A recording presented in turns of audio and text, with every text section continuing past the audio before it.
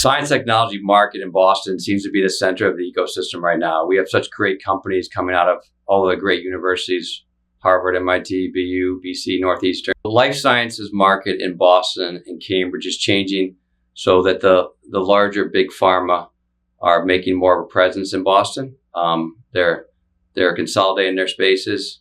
They're buying out smaller companies, and they're really prepping for the future. So as part of the science technology division, obviously technology is important. And technology to us is really looking for new techs coming out of some of the incubators within Boston and Cambridge, like Smart Labs, Greentown Labs, the engine. And some of those layers involve things like clean tech, which is really new technology. It's going to, sustainable products, new types of filtration systems, new types of daily products that we use every day and how they can make them better. We're dealing with semiconductors, making computer chips. We're dealing with data center companies as AI becomes more important. Data centers are going to be more prevalent to support those AI technologies. And lastly, battery is becoming important as we electrify, decarbonize, working with lots of battery manufacturers, from car batteries to large-scale storage batteries to battery recycling and even to battery charging. So a lot of different layers of technology we're trying to learn more about and to explore opportunities in. Welcome to Boston Real Estate Times. Today, we are joined by Bill Olson. He is a Vice President of Science and Technology at Columbia Construction.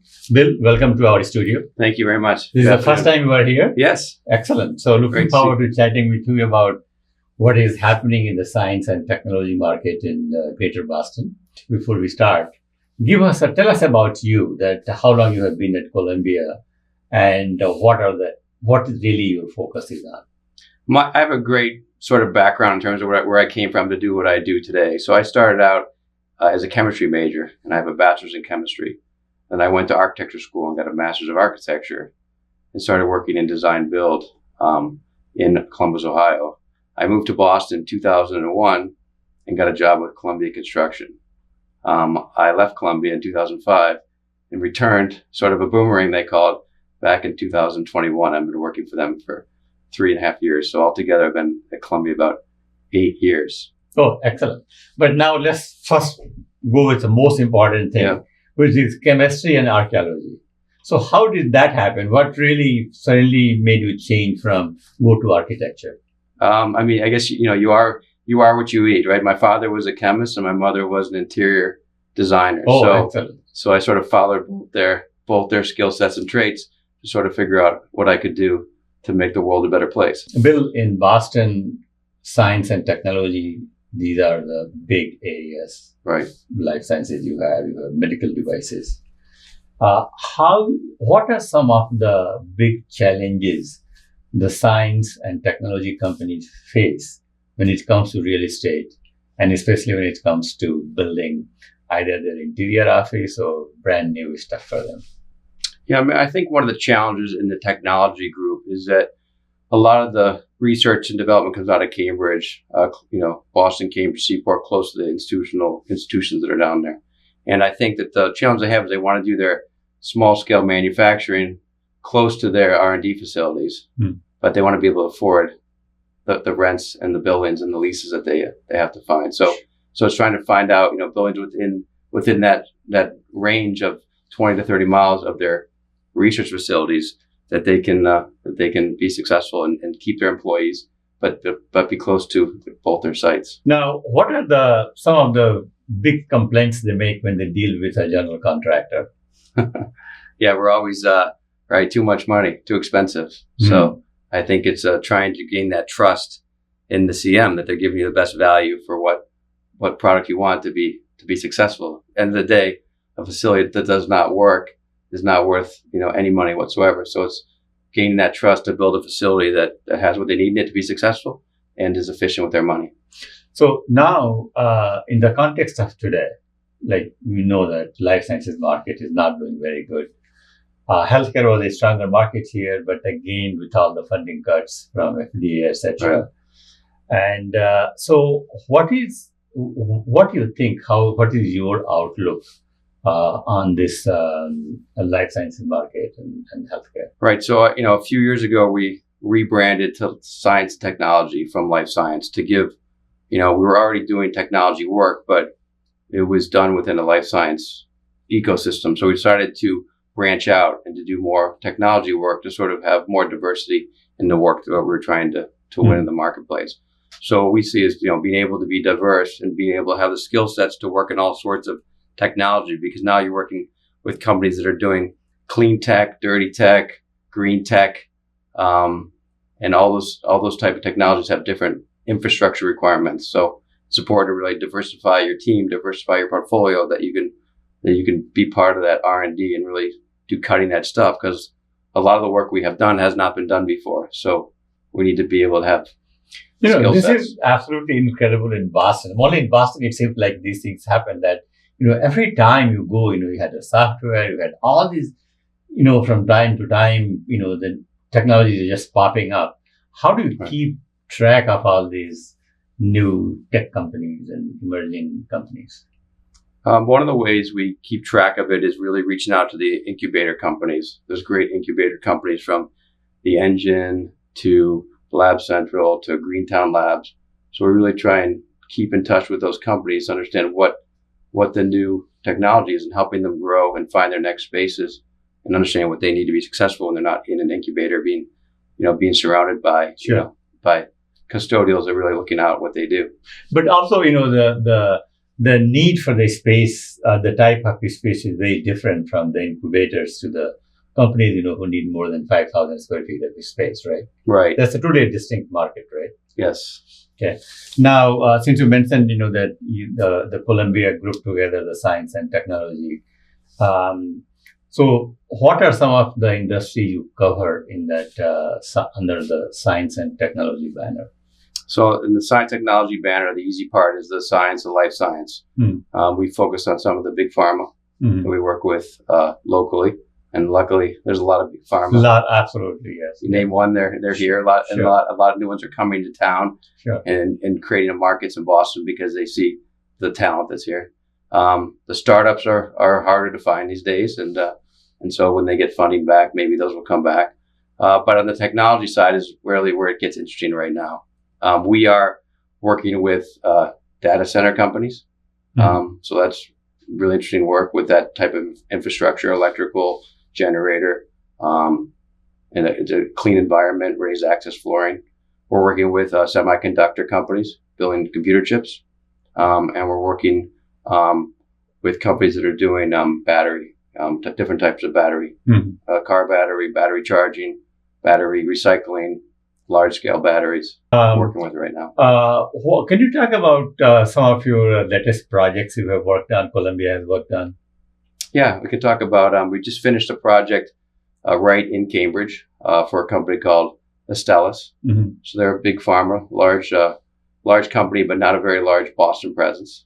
As we see what a lot of pharma are doing is they're buying out smaller startup companies. Actually, I have also noticed the trend that, a lot of pharma companies from outside the United States, they're coming either establishing small office here or they're buying things like that. Correct. Yeah. So they're created a Boston presence, moved from the suburbs, bought some smaller companies, and we delivered to them a 60,000 square foot R&D facility, combining about 4 or 5 different smaller companies into a new facility in Cambridge. Bill, I know you head the science and technology group at Columbia. What are some of the other groups you have at Columbia? So we've divided the companies into 7 sectors to focus on different things with different expertise. So we have an energy division, which really focuses on decarbonization for our clients. So which is a great big demand right now. Sure. So there's a lot of geothermal, a lot of solar. So it's sort of a emerging business unit for us. The other larger ones besides science and tech is we have a institutional group working all the great universities in Boston. The academic facilities. Academic, yeah. We have a great healthcare group working all the hospitals. Which is also a big sector here in Boston. Right. Sure. We have a group that works in all the fancy hotels in Boston, renovating all the ballrooms, hotel rooms, lobbies. Then we have a group that does all the corporate and the suburban work, all the sort of 6-story and under suburban office parks, warehouse, airplane hangars, and then our second largest group of science and tech is our interiors group. We focus on high-rise downtown Boston, Seaport, Cambridge, TI, interior finish. So now in today's market, when I think my estimate is about 30% people are not coming to work. So, a lot of people work from home.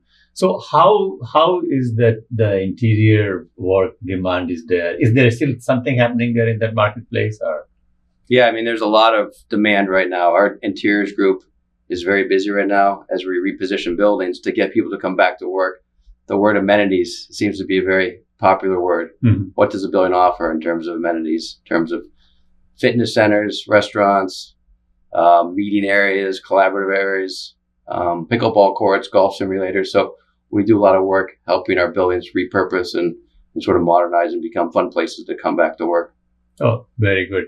Now, the Columbia has also branded itself as, in some ways, about design build. Is that still the case? Yeah, I mean, we do quite a bit of design build work, and design build work, how we consider design build. Yeah, explain that to me. So design build for us is really a partnership. There's so many great architecture and engineering firms in Boston, in the area, that we partner with someone, and we think it's better to have a team approach to delivering a project. We want our clients to focus on the science of what they're doing and not building out a project. So we have alignment meetings with our clients, find out what they want, and put a team together to deliver on that need. Okay. Now, another important issue which has really emerged now is, especially in the context of the new administration, the crackdown on immigration, cutting funding from the various research and R&D, which will have some big impact on the science and technology, especially the group you are working on. So, are you guys ready to deal with all these challenges? And it's always, every day is different. Every day has its new challenges. I think being in construction, you learn to deal with challenges, whatever they are, whether they're from internal, external, whether they deal with manpower or material, whether they deal with other pressures from other places. But I think that we're ready to deal with them. I think we have a large enough support group in Boston and Massachusetts that we'll be able to figure out how to deal with any constraints we have. Sure. And when we started our conversation, and I asked about the tenants, you mentioned about cost is the front thing. Yeah, right. Everybody has the cost in mind. Now, I know that, the construction cost really spiked during the COVID time. It came down or stabilized, but now again with tariffs on the steel and all, how do you look at the construction cost factor in the near future? Yeah, so we look at that daily now. We have a team we put together that does sort of a daily update on the tariffs because it changes on a daily basis. And our clients really need to understand how that impacts their work. So we track that with a spreadsheet and get input from all of our key suppliers. I think the most important thing is information, that we need to understand the information in real time, share that information with our clients, and make sure they understand what the risks are. I think what we try and do is, if there's a project coming, we try and buy the project, meaning purchase the material as quick as possible, because we think the quicker we purchase it, the less risk will go to the client. So it's important for us to educate our client and keep the project moving forward, so the prices don't continue to escalate and make the project, a burden. So you're in. So, for example, like if you start working on a project today, in the current climate, say 100,000 square foot building, say 100,000 square foot, R&D building or manufacturing building, and then you start today, the building has to be ready by end of the year. And given the current uncertainty in the market, what will be roughly you expect that cost might go up in 1 year? I mean, it's, escalation, year over year. And since COVID till today, it's gone up like almost 35%. 35%. 35% since COVID. So it's 2019 to 2025. You could say 35%. It has slowed in the last few years to 3% or lower. We're concerned that it could go up, but it's hard to forecast. So what are some of how the delivery of construction projects or new developments have changed in the last 5-6 years, since the COVID? Or in time-wise, Right. Right. I mean, I think I'll start from the sort of in lean as we pull plan, we start from the end result and work our way forward. I think the most important thing for project delivery and technically challenging project is to make sure we deliver a project that works at the end of the day. So we focus on when we turn the project over to the client, that all the systems work and all of their research will work with the systems in place. We find that we can get to that result faster, more cost effective, better process by doing a design build, by bringing all the engineers and the team on board early on so we can control the outcome better than actually just building off a set of plans that somebody else may draw without having all the information and all the understanding. So we really look at delivery is much different when you're building something that's going to be, improving the science of life, whether it's going to be improving someone's life or whether it's going to be saving a life. You need to make sure that the systems work. And the quicker that it works, the quicker that these companies that we have can have, life-changing impacts. Sure. So now, and how, at least that we have seen so much development with mobile, the technology, so many portals where you can track of everything. Has that, the technical advancement has helped the project delivery, made it faster, cheaper, or no? Absolutely. No, we pride ourselves on our technology team, and we implement lots of different technology. I think the most one I get excited about is our drone capabilities. Mm. We actually employ a full-time professional drone pilot, and we use it for every project, whether it's interior or exterior. It helps us scan the buildings, creating a three-dimensional model of the building. So anything that goes on the roof or side of the building is done with more accuracy. So no risk to a change order, to something being wrong. And then we also have smaller drones. We're now flying through the buildings. It creates a pretty good effect for two different things. One is to track the work as it's being done. And number two is to market it. As we're building new spaces, as you mentioned, for people to come back to the office, they send out marketing material to their employees to show them what the new spaces look like. And we're using drone photography to do these fly-throughs so people can appreciate the environment to come back to the office. Bill, your last word about science and technology market from a general contractor point of view, as well as your personal. Yeah, I mean, I think it's exciting for me. I think you'll see the passion when you work with Columbia. You'll see the passion come out in me and my team that we really look forward to helping our clients achieve their goal. And so to really work on new things, we don't want to be bored building the same thing over and over again. We want to challenge our teams, challenge our clients, and really, do something that might impact the world. So I think it's the passion and the energy we bring to these solutions that make a difference for us and why we get excited about coming to work every day. Excellent. Thank you so much. Hey, thank you. Appreciate having me in today. Sure.